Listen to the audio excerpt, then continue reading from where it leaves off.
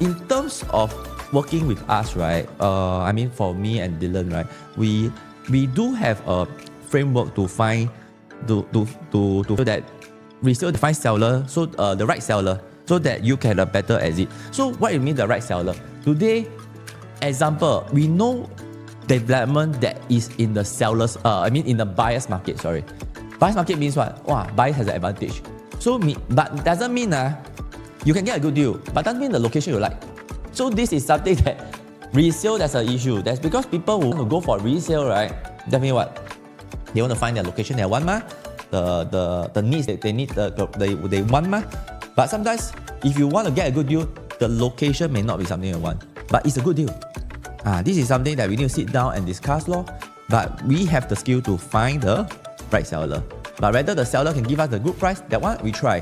This is something that. Number 2, new launch, like just now you see the multi-modern, right?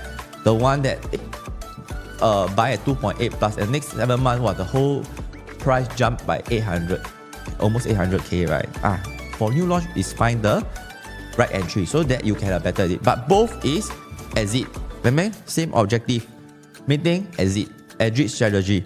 So today when you buy property, right, don't ask, hey, is this a good price? Is it cheap or not? It's always asking, can I exit?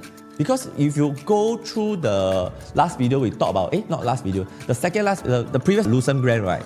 We talk about exit, right? Affordability gap between the HDB owner that's gonna will they in the next 5 years, right? Are they able to afford Lucent Grant or not? Because in there, people who buy at 2.6, 2.3 million, if they want to sell at 2.8 million, all these things, right? Example, when you go back to a video, right?